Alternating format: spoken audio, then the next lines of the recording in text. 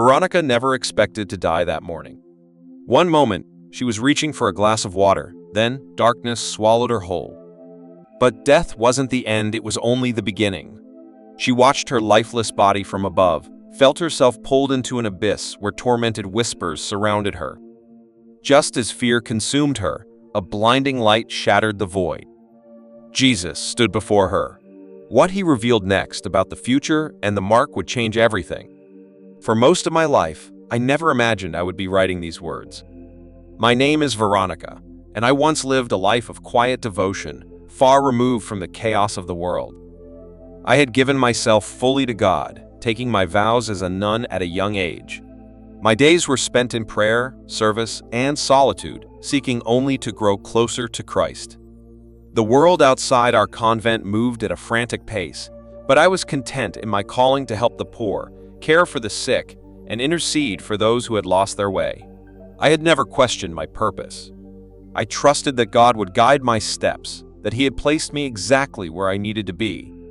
My life was not one of grandeur or recognition, but I found peace and simplicity. The worries of the world, money, ambition, power meant nothing to me. My only concern was faith. But what happened to me changed everything. If someone had told me that one day I would die and return with a message of urgency, I would have dismissed it. I had read accounts of near-death experiences, but they always seemed distant, like stories meant for others, not for me. And yet, that cold morning, I faced the unimaginable. It began with a weakness I couldn't explain. For days, I had felt tired, my limbs heavy, my breath short. I ignored it, assuming it was exhaustion from fasting and long hours of prayer. I had lived a disciplined life, often pushing my body beyond its limits in devotion to God. I believed He would sustain me, as He always had. That morning, I awoke before dawn, as I had done every day for years.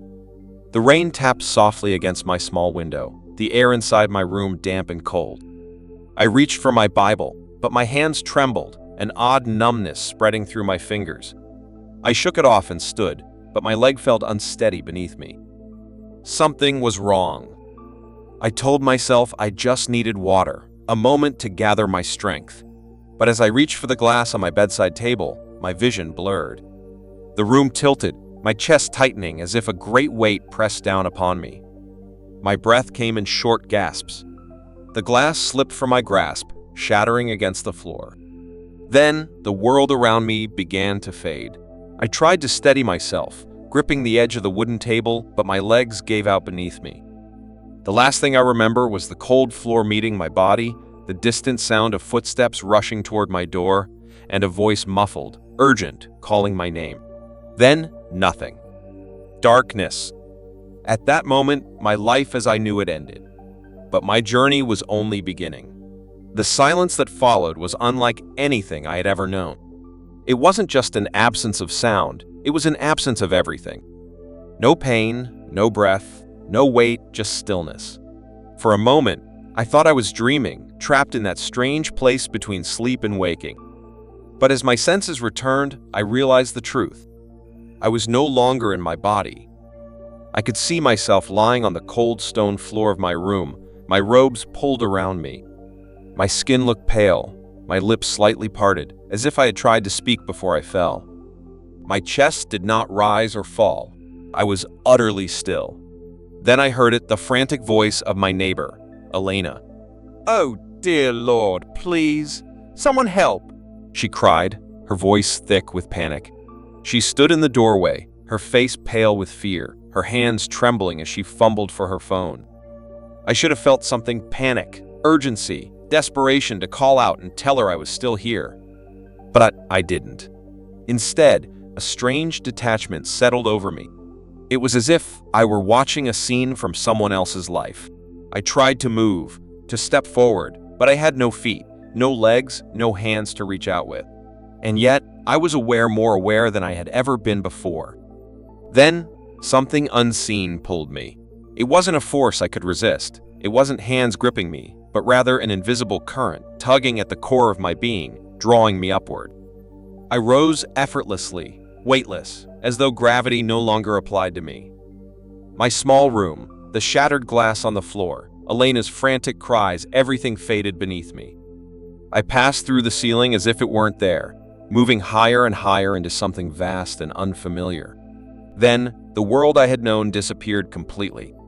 Darkness surrounded me, not the darkness of a moonless night, nor the gentle dimness of a candle flickering out. This was deeper, heavier, almost alive. It pressed against me, vast and endless, stretching beyond what my mind could comprehend. At first, there was silence. Then came the whispers. At first, they were distant, soft, almost mournful. But they grew louder, multiplying, overlapping. The voices were filled with sorrow, regret, and something far worse, despair. Some cried out in pain, others pleaded. Some raged in fury.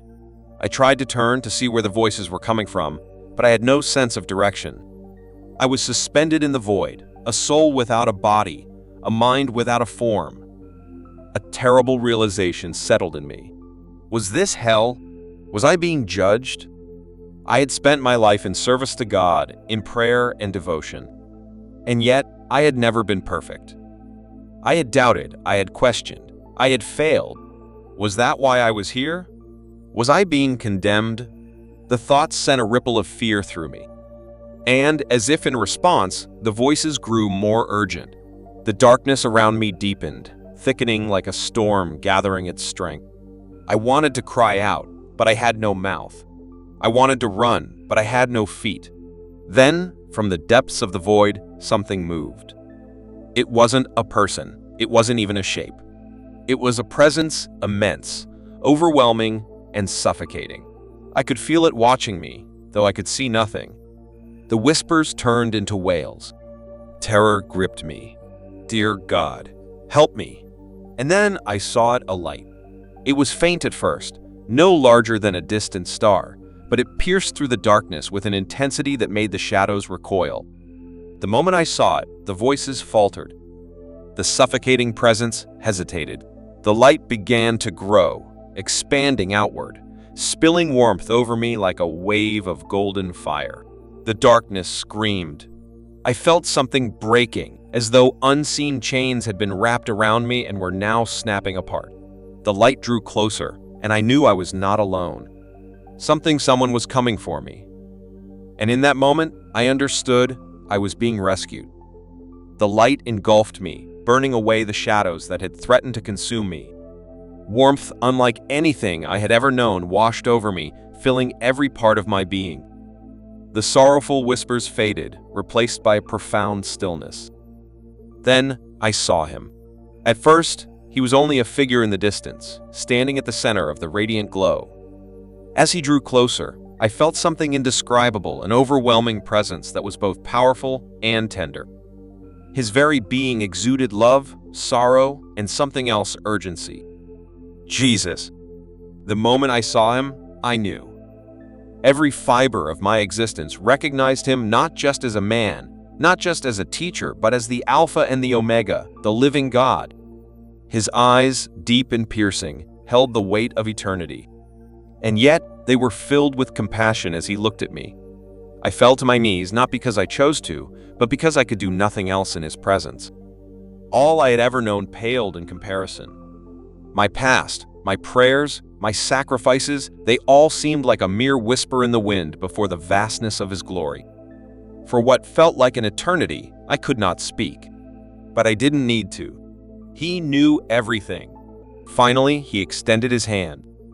His voice was both gentle and unshakable, resonating deep within me. You must see.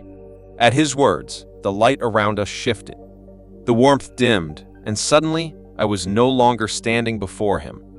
I was somewhere else. A city stretched before me, vast and gleaming, filled with towering buildings, blinking lights, and people moving about in eerie synchronization. Everything was ordered, efficient, and controlled. I looked closer. At first, it seemed peaceful. But then I noticed the subtle details, the way the people walked, their faces devoid of joy, their movements mechanical. It was as if something vital had been stripped from them. Then, I saw the mark, a small insignia, barely noticeable, either on the right hand or the forehead. It was everywhere, on billboards, on digital screens, on the glowing kiosks where people scanned their hands to enter buildings, buy food, or access transportation. No one questioned it. No one resisted. The realization hit me like a wave of ice. This was not just some political system or economic program. This was something far, far deeper. The mark was not forced on people. They took it willingly. They embraced it. And in doing so, they had given up something precious, something eternal. Jesus' voice resonated within me again, sorrowful yet firm. They will be told they have no choice, but I will provide. His words settled over me like a weight. The people in this vision had chosen the mark, not out of malice, but out of fear. Fear of hunger, fear of rejection, fear of losing their place in the world. The scene changed. Now, I saw the other side, those who had refused the mark. They were not part of the gleaming cities. They were outcasts.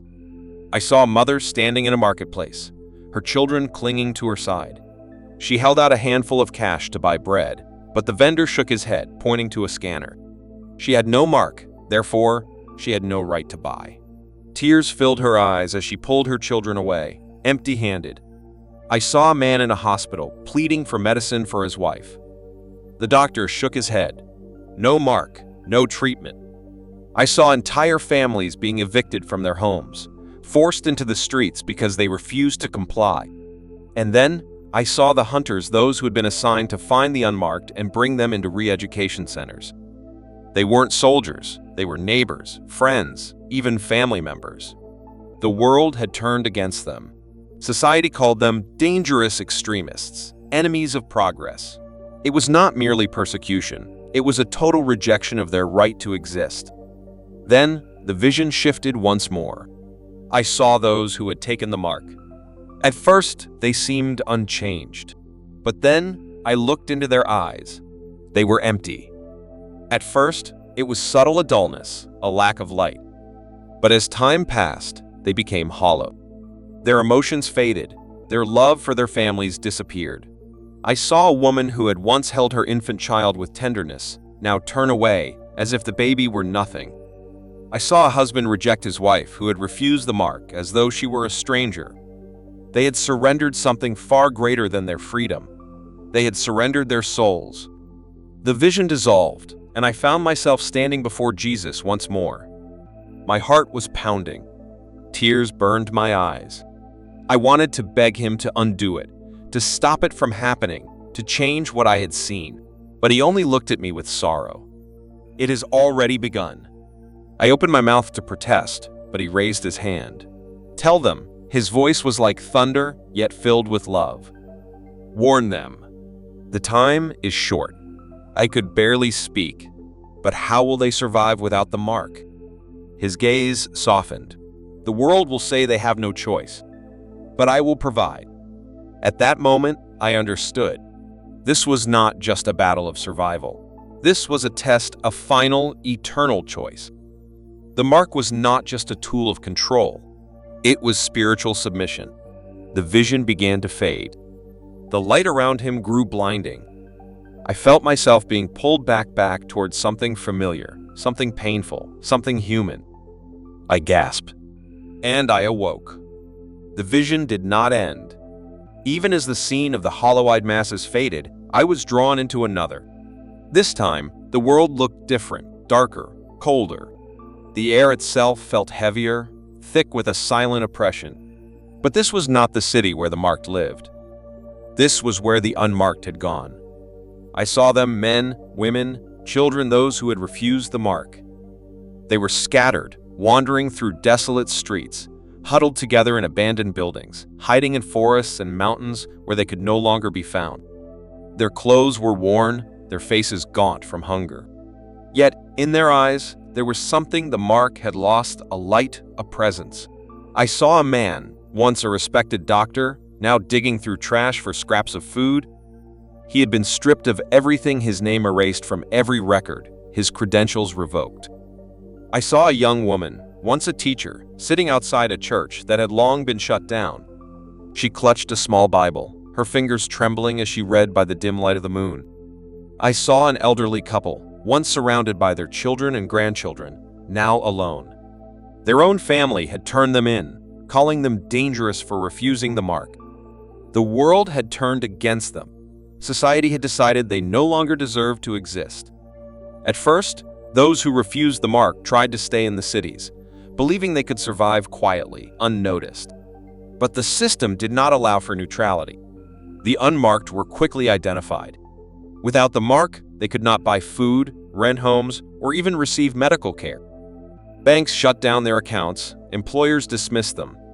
They became ghosts, forced out of society. Many fled. I saw small groups forming in the wilderness, hidden communities of believers. They gathered in forests, in mountains, in underground places where they would not be found. They had no electricity, no stores, no hospitals, but they had faith. Then, something extraordinary happened. I watched as a man knelt by the dry, cracked earth, his hands lifted in prayer. His family stood behind him, their faces weary with hunger. They had not eaten in days.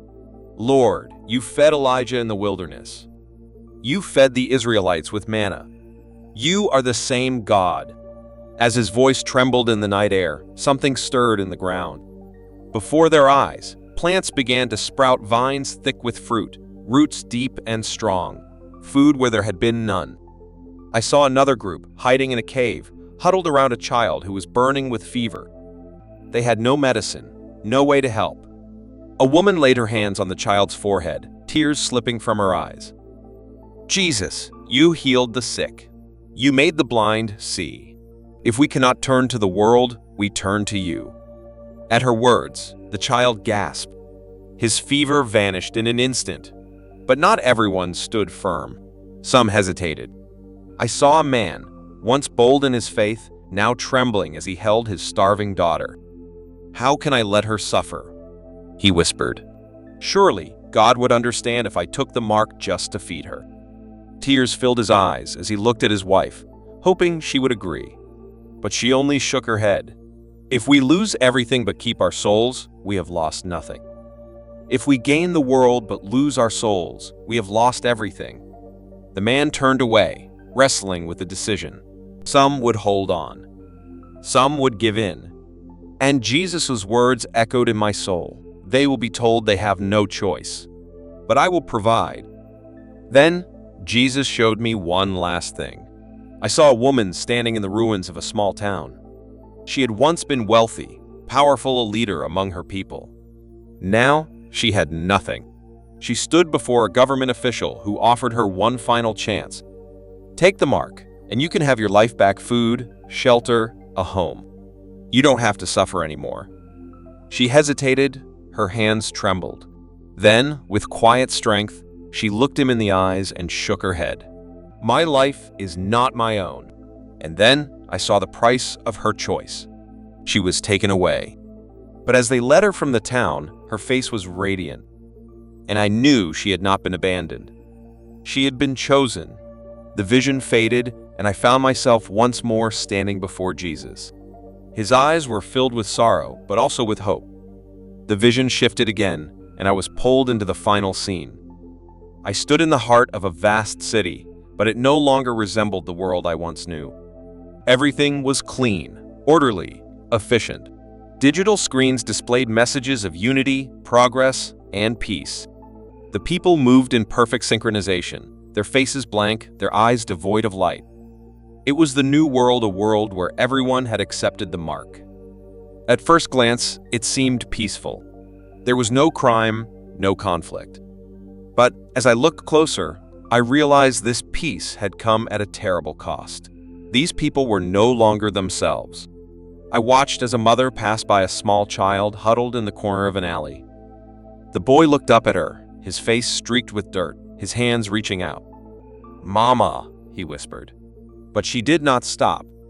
She did not even recognize him. She had taken the mark. Her love, her very soul, was gone. The scene changed.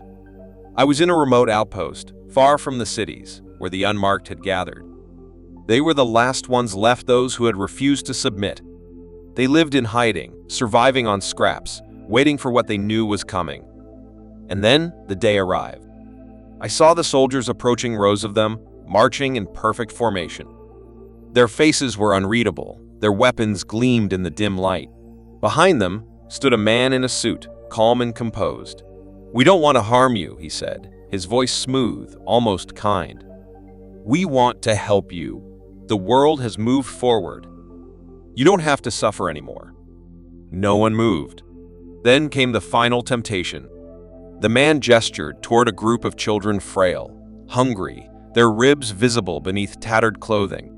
"Think of your children," he said softly. "Is your pride worth their suffering? Give them a future. Let them eat. Let them live." Some of the parents wept, their hands shaking. Some stepped forward. A woman holding a starving baby sobbed as she whispered, "Forgive me," and she took the mark. Her husband reached for her, but the moment she accepted it, something in her changed. She turned away from him, her eyes suddenly cold. She no longer saw him. She no longer cared. But there were others, those who refused. They stood together, weary but unshaken, their hands clasped in silent prayer.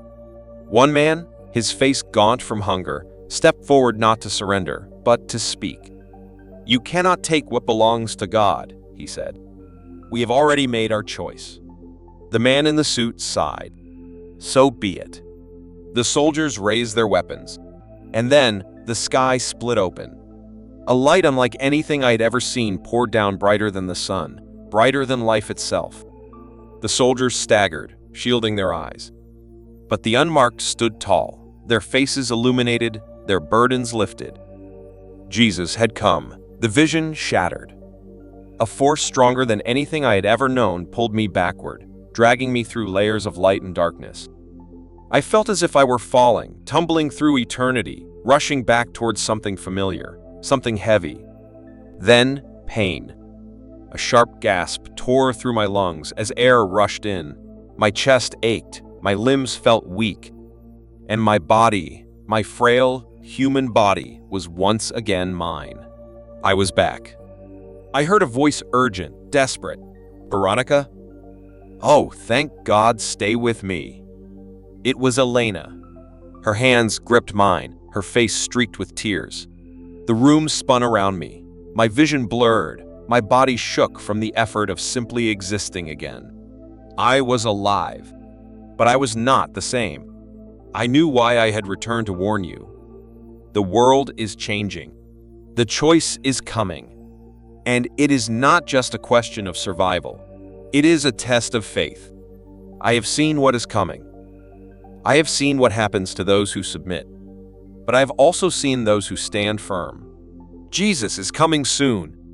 And when the time arrives, there will be no middle ground, only a choice. Will you stand firm, or will you surrender? The time to choose is now.